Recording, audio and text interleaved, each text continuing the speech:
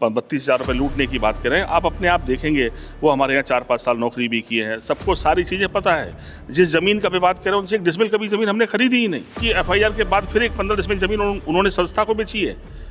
तो मुझे तो कोई ज़मीन बेची ही नहीं उन्होंने, ना मैंने उनकी कोई ज़मीन व्यक्तिगत खरीदी है। 1000 वोट दिए वहाँ की जनता ने, तीसरी बार 76,000 वोट मिले और इस बार 80,000 से अधिक वोट लोगों ने हमें दिए थे। मैं कह सकता हूँ गरीब तो हमारे साथ हैं। राजनीतिक परिस्थितियाँ बन गई, षड्यंत्र कर गए, कुछ राजनीतिक दल अंदर से मिल गए जिसकी वजह से सफलता नहीं मिली। पर मैं जो लोग सफल भी हुए हैं मैं उनसे कहना चाहता हूँ कि आप झूठे मुकदमे लिखाकर क्या जीतना चाहते हैं, या वो चार्जशीट लगाई है वो कैसे उसको साबित करेंगे। तो मैं कह सकता हूँ कि एक राजनीति करने वाले जो हमारे प्रतिद्वंदी हैं, मैं उनका नाम नहीं लेना चाहता हूँ, वो मुझे क्या क्या बोलते हैं, मेरी कितनी बदनामी करते हैं कि मैंने जाने क्या खनन किया था। मेरे पास तो पट्टा था, आप पे तो पट्टा भी नहीं रहा। मैं उन पर आरोप नहीं लगाना चाहता, पर मैं ये कहना चाहता हूँ कि अपनी गिरेबान में झांको। जिस दिन आपकी जांच हो जाएगी उस दिन आप जरूर फंस जाएंगे। किसी दूसरे को फंसाने से कभी कोई सफल नहीं हुआ है। क्रिमिनल हिस्ट्री क्या है मैं जानना चाहता हूँ। जो लोग क्रिमिनल हिस्ट्री हमारे दे रहे हैं, पुलिस से खासतौर से मैंने लिख के भी मांगा है कि आप कम से कम वो एफआईआर तो निकाल के दिखा दें। कितनी एफआईआरों में आरोप पत्र दिखे, कौन दीपक यादव थे वो। आप कब तक फर्जी दिखाएंगे। मैंने 2007 में जब पर्चा भरा, मैं आज डॉक्यूमेंट में लिए इत्तेफाक से, 2007 में मेरा ऑनलाइन पर्चा आज भी गूगल इस पर पड़ा हुआ है साइट पे, आप खोलेंगे मेरे खिलाफ सिर्फ 2 मुकदमे लिखे हैं, वो भी छोटे छोटे मुकदमे हैं। 2022 के बाद मेरे संग 2 बार घटनाएं बड़ी करी, 5-7 मुकदमे आपने एक घटना में लिख दिए, इसमें एफआईआर और मेरा नाम नहीं है। दूसरी बार आप मेरे 32,000 की लूट का मुकदमा लगाकर मेरे ऊपर मुकदमे लिखा रहे हैं, गैंगस्टर लगा रहे हैं। इतनी कार्रवाइयाँ आपने कराई हैं। मैंने कहा कि एक अदालत न्यायालय की भी है और एक भगवान की अदालत भी है, ईश्वर की अदालत भी है। उन्होंने इसको बड़ा हाईलाइट किया। कुछ ऐसे भी हैं जिनके राजनीतिक अंदर से मंशा क्या है, वो हमेशा से कोई ना कोई क्रिमिनल कहानी सुनाते हैं। मैंने अब तक उन पर मानहानि का दावा नहीं किया, पर अब जरूर करूंगा। जिन क्रिमिनल हिस्ट्री को लेकर तो मुझे दिखा रहे हो, बताओ, साबित करो कितने पे आरोप पत्र लगे हमारे पास। जब आरोप पत्र नहीं लगे, मामले स्पंज हो गए, एफआईआर भी नहीं लिखी, एफआईआर नाम नहीं आया, एफआईआर में ये साबित हुआ कि वो मैं था ही नहीं, और उसके बाद आप दूसरे लोगों के नाम की कोई रिकॉर्ड नहीं है। मैंने इसलिए सूचना के अधिकार से पहले सारा रिकॉर्ड न्यायालय से मैं ले रहा हूँ, उसके बाद मैं हाईकोर्ट भी जा रहा हूँ, और जिन लोगों ने कहा कि 65 मुकदमे उनके खिलाफ मानहानि का दावा भी करूँगा। विधायक जी, बीते दिनों आप पर कार्रवाई हुई, हालांकि अभी तक आप मीडिया से रूबरू नहीं हुए। उस दौरान भी हम लोगों ने प्रयास किया कि आपका पक्ष उस मामले में जाना जाए। क्या वो मुकदमा था, क्या वह वजह थी जिसके पीछे यह सब हुआ और जेल जाना पड़ा? देखिए, मैं कह सकता हूं कि हमसे ज़्यादा आप पत्रकारों को भी सभी को पता होगा कि वो जो रिपोर्ट करता है वो क्या कह रहे हैं कि 2 तारीख को हमें किसी ने लूट लिया, वो भी 2-3 गाड़ियों से हमारा नाम लेके जोड़ा, फिर वो भूल गए 18-20 दिन, 20 तारीख को फिर वो एफआईआर लिखाने की बात कर रहे हैं कि हम 20 दिन बाद रिपोर्ट लिखाने आए हैं। 32,000 रुपये लूटने की बात कर रहे हैं। आप अपने आप देखेंगे वो हमारे यहाँ 4-5 साल नौकरी भी किए हैं, सबको सारी चीज़ें पता है। जिस ज़मीन का भी बात करें उनसे 1 डिसमिल कभी ज़मीन हमने खरीदी ही नहीं। जो ज़मीन उन्होंने 96 डिसमिल उनके परिवार के लोगों ने उनकी सहमति से जो बेची थी, 2011 में बेची थी, आज से 16 साल पहले उसके। और वो ज़मीन 96 डिसमिल है, इसमें 15-15, 20-20 डिसमिल सबकी ज़मीन थी। बाद में जो ज़मीन उन्होंने रजिस्ट्री की एफआईआर के बाद, फिर एक 15 डिसमिल ज़मीन उन्होंने संस्था को बेची है। तो मुझे तो कोई ज़मीन बेची ही नहीं उन्होंने, ना मैंने उनकी कोई ज़मीन व्यक्तिगत खरीदी है। अगर संस्था को बेची हुई 96 डिसमिल ज़मीन, 15 डिसमिल ज़मीन जो संस्था बनाई, उस जिस संस्था में आप वर्षों नौकरी कर रहे थे, 2011 की एक झूठी कहानी राजनीतिक षड्यंत्र के तहत आप लिखाते हैं। मैं कह सकता हूं कि सारे अगल बगल के लोग, बल्कि उनके गांव के लोग, जिस दिन आप इसका स्टिंग ऑपरेशन करेंगे, पूछेंगे लोगों से, तो आपको खुद पता लगेगा कि इसकी सच्चाई गहराई क्या है। तो मैं उन राजनीतिक विरोधियों से भी कहना चाहता हूं कि राजनीति के स्तर को कम से कम बना रखें। प्रतिस्पर्धा इस बात की है कि हम क्या बेहतर कर सकते हैं। हम लोगों ने जो कोशिश की, बांध बनाई, सड़कें बनाई, बिजली के लिए, स्वास्थ्य के लिए, बच्चों को पढ़ाने के लिए जो कोशिश की, आप उस कोशिश का हिस्सा बनकर और बढ़ा सकते हैं। हम लोग बेटियों की शादी कर रहे थे, सामाजिक काम करके एक नई व्यवस्था बनाने की कोशिश की। जब हम एमएलए नहीं बने 2004 से, आज से 20-22 साल पहले हमने ये कार्यक्रम शुरू किया। हम भागवत कथा कराते थे, हम लोग उसी में सामाजिक एक महोत्सव मनाते थे। फिर अपनी गरीब परिवारों से अपनी बेटियों को या बहनों को अपनी बहन बनाकर एक धूमधाम से शादी रचने का कोशिश की। 1000 बेटियों की शादी की। भगवान ने सौभाग्य जोड़ा। कम से कम हम लोग एक गिना सकते हैं अपने जीवन में। मैं चाहता था कि ये परंपरा बने, और मेरी तो राजनीतिक कोशिश ये थी कि जैसे हम लोगों ने नई पहल शुरू की कि ब्लड डोनेशन करेंगे, कि जब राजनीतिक में रहने वाले लोग ब्लड डोनेट करेंगे तो एक आम आदमी जो ब्लड डोनेशन के प्रति, गांव के आदमी में डर और भय है कि हमारा खून निकल जाएगा तो हम कमज़ोर हो जाएंगे। कई मौक़ों पर देखा कि लोगों की जान चली गई, पर घर परिवार के लोगों ने खून नहीं दिया। तो 15 बोतल खून हम लोगों ने विभिन्न मौक़ों पर, अपने जन्मदिन के अवसर पर अपने साथियों सहित ब्लड डोनेशन कैंप करके ये मैसेज देने की कोशिश की। मैं चाहता था इन परंपराओं को वो बढ़ाएंगे। मैं राजनीति करने वाले लोगों को चाहता था इस दिशा की तरफ जाएं, सब इस तरह के कार्यक्रमों से जुड़ें, जिससे सामाजिक लोगों को कहीं ना कहीं हमारी कोशिश से लोगों की मदद हो जाए, किसी की जान बच जाए, किसी की बेटी की शादी में हम जुड़ जाएं, किसी के घर में बेटी पैदा हो, बुंदेलखंड गरीब क्षेत्र है, इस क्षेत्र में कोई ये ना उम्मीद करके बेटी के प्रति परेशान ना हो कि अब बेटी का जीवन कैसे चलेगा और शादी कैसे होगी। सबको लगे कि नहीं नहीं, यहाँ राजनीति करने वाले लोग सब लोग हैं, हमारे परिवार की तरह हैं, अगर ये कोई ना कोई तो उसकी मदद जरूर करेगा। ये भाव पैदा करने की मैंने कोशिश, अपनी राजनीतिक कोशिश की थी। मैंने कहा कि लोगों ने, गरीबों ने मेरा साथ दिया, मैं कैसे उसकी वजह, मैं ठीक है चुनाव हार गया, पर मेरे 80,000 से ज़्यादा लोगों ने वोट दिए। मेरा वोट हर बार बढ़ के, जब मैं पहली बार एमएलए बना तब 60,000 वोट पाए और महाराज समतर साहब जैसे व्यक्ति के सामने जीता। दूसरी बार मुझे 70,000 वोट दिए वहाँ की जनता ने, तीसरी बार 76,000 वोट मिले और इस बार 80,000 से अधिक वोट लोगों ने हमें दिए थे। मैं कह सकता हूँ गरीब तो हमारे साथ हैं। राजनीतिक परिस्थितियाँ बन गई, षड्यंत्र कर गए, कुछ राजनीतिक दल अंदर से मिल गए जिसकी वजह से सफलता नहीं मिली। पर मैं, जो लोग सफल भी हुए हैं, मैं उनसे कहना चाहता हूँ कि आप झूठे मुकदमे लिखाकर क्या जीतना चाहते हैं? क्या इससे भी राजनीति चलेगी? राजनीति इस दौर में भी जाएगी? हम लोग तो चाहते थे कि राजनीति स्वच्छ दिमाग में हो। मैं कह सकता हूं कि उन्हें अपने बदलाव करना चाहिए और लड़ाई फिर उसी लाइन पे लानी पड़ेगी एक दिन। कब तक ये झूठी कहानी सुनाएंगे? मैं कह सकता हूं जिस दिन मुख्यमंत्री जी को पता लगेगा कि ये मुकदमे सारे झूठे थे, उस दिन इनका चेहरा कहाँ होगा? वो अधिकारी जिन्होंने हमारे खिलाफ कार्रवाई कर दी या चार्जशीट लगाई है, वो कैसे उसको साबित करेंगे? तो मैं कह सकता हूँ कि एक राजनीति करने वाले जो हमारे प्रतिद्वंदी हैं, मैं उनका नाम नहीं लेना चाहता हूँ, वो मुझे क्या क्या बोलते हैं, मेरी कितनी बदनामी करते हैं कि मैंने जाने क्या खनन किया था। मेरे पास तो पट्टा था, आप पे तो पट्टा भी नहीं रहा। मैं उन पर आरोप नहीं लगाना चाहता, पर मैं ये कहना चाहता हूँ कि अपनी गिरेबान में झांको। जिस दिन आपकी जांच हो जाएगी उस दिन आप ज़रूर फंस जाएंगे। किसी दूसरे को फंसाने से कभी कोई सफल नहीं हुआ है, बल्कि सफलता हमारी ये है कि हमें वो बेहतर काम करें जिससे लोगों की भलाई के लिए कुछ काम हो जाए, लोगों की कुछ मदद हो जाए।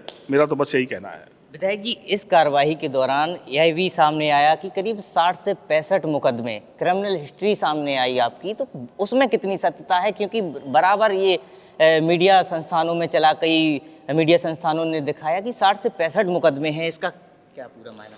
देखिए, मेरी सच्चाई क्या है, क्रिमिनल हिस्ट्री क्या है, मैं जानना चाहता हूं। जो लोग क्रिमिनल हिस्ट्री की हमारे दे रहे हैं, पुलिस से खास तौर से मैंने लिख के भी मांगा है कि आप कम से कम वो एफआईआर तो निकाल के दिखा दें। कितनी एफआईआरों में आरोप पत्र दिखे, कौन दीपक यादव थे वो? आप कब तक फर्जी दिखाएंगे? मैंने 2007 में जब पर्चा भरा, मैं आज डॉक्यूमेंट में लिए इत्तेफाक से, 2007 में मेरा ऑनलाइन पर्चा आज भी गूगल इस पर पड़ा हुआ है, साइट पे आप खोलेंगे, मेरे खिलाफ सिर्फ 2 मुकदमे लिखे हैं, वो भी छोटे छोटे मुकदमे हैं। कहाँ गए मेरे 65 मुकदमे उस समय? अगर मेरे पास एक भी मुकदमा तीसरा होता, क्या मेरा पर्चा वैलिड होता?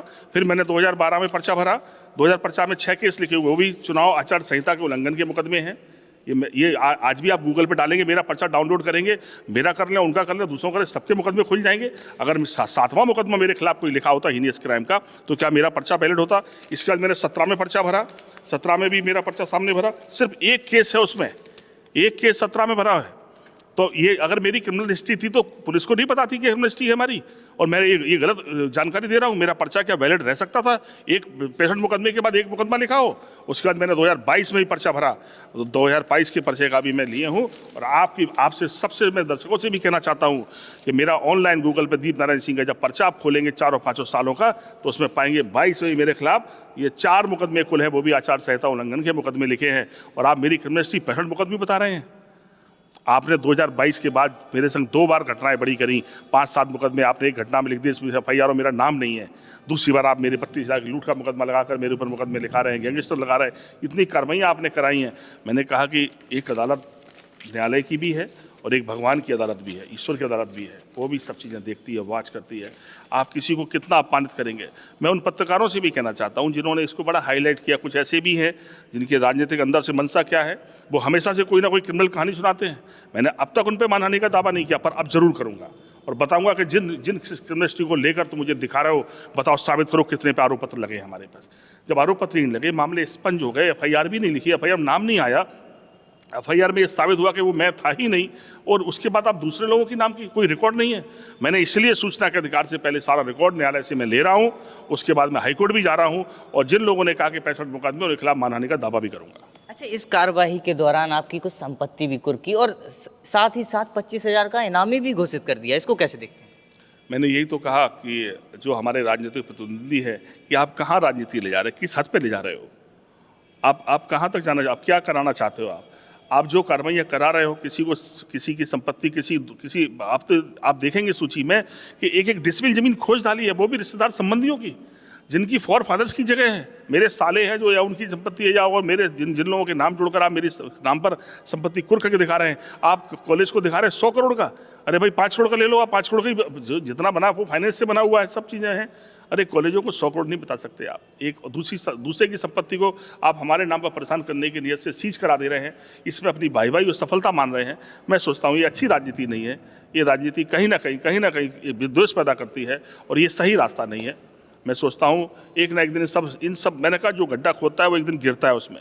जिस रास्ते पर वो जा रहे हैं, एक दिन उन रास्तों से वो खुद फंसेंगे, आपके सब सामने होगा। अच्छा विधायक जी, इतनी कार्रवाइयाँ हुई और अब मैं ये जानना चाह रहा हूँ कि कब से राजनीति की शुरुआत की और अभी तक कितना संघर्ष उसमें देखा आपने?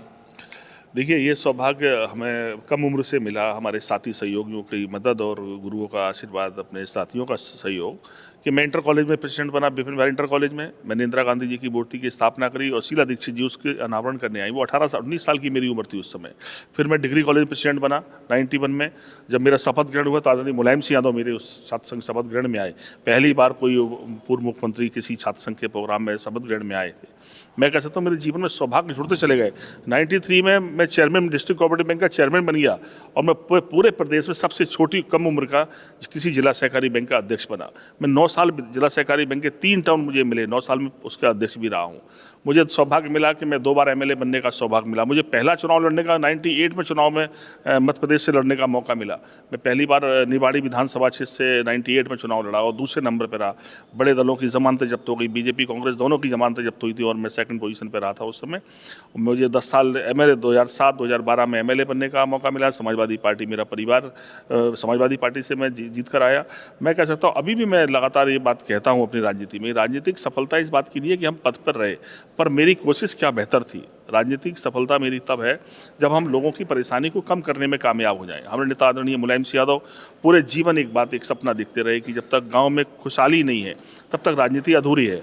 आदरणीय अखिलेश यादव जी, जब भी मौका उन्हें मिला सरकार में आने का, उनके फैसले बताते हैं कि प्रतिदिन उन्होंने ये सोचकर फैसला लिया कि हमारा फैसला किसी की उन्नति की वजह बन जाए, किसी की तरक्की की वजह बन जाए। और हर वो फैसला जिसने लोगों को एक नई उम्मीद जगाई हो, इस प्रदेश को नई दिशा की तरफ ले जाने की कोशिश की हो, चाहे उन्होंने एक्सप्रेस वे बनाए हो, चाहे मेट्रो बनाई हो, चाहे बांध बनाए हो, चाहे सड़कें बनाई हो, चाहे आईटी सेक्टर में काम किया हो, कोई सेक्टर, चाहे चिकित्सा के क्षेत्र में अपग्रेड किया हो, चाहे बिजली के क्षेत्र में अपग्रेडेशन किया हो, वो अनोखा था। चाहे 108 पुलिस की जो मॉडल सिस्टम बनाया, चाहे स्वास्थ्य के लिए एम्बुलेंस सेवा ला के कोशिश की, तो मैं कह सकता हूँ कि वो हर एक कोशिश कहीं ना कहीं समाज को सहारा दे रही थी, कहीं ना कहीं वो कोशिश लोगों की मदद की वजह बन रही थी। तो राजनीति तभी सफल है जब हमारी कोशिश किसी दूसरे की परेशानी को कम कर सके, उसे आगे बढ़ा सके। तो मैं कह सकता हूँ कि राजनीति में जो सफलता है वो इस बात पर निर्भर नहीं कि हम कितने पदों पर रहे। मैं संगठन में पदों पर रहा हूँ। मैं मध्य प्रदेश का अध्यक्ष भी रहा, मैं लोहियावानी का प्रदेश अध्यक्ष भी रहा, मैं राष्ट्रीय अध्यक्ष भी रहा, मैं जिला अध्यक्ष भी रहा, प्रदेश का सचिव भी रहा। तो बहुत सारे पदों पर मुझे ये सौभाग्य रहा। मेरे जीवन में हमेशा कोई ना कोई पद जरूर रहा है, और आज भी मैं कह सकता हूँ कि लोगों की नज़र में मैं जो भी हूँ वो कहीं ना कहीं मैं ये सोचकर करता हूँ कि मैं उनका एक सेवक बनूँ और मैं उनके लिए बेहतर काम कर सकूँ। तो देखिए, हमारे साथ थे गरौठा के पूर्व विधायक दीपनारायण सिंह, जिन्होंने कल के कार्यक्रम को भी लेकर चर्चा की। साथ ही साथ जेल से आने के बाद सबसे पहले बुंदेली वार्ता से मुलाकात हुई है आज, और कहीं ना कहीं उन्होंने अपने ऊपर लगे आरोपों को निराधार बताया है, और उनका कहना है कि इस पूरे मामले में वह कोर्ट भी जाएंगे। भारत नामदेव, बुंदेली वार्ता, झांसी।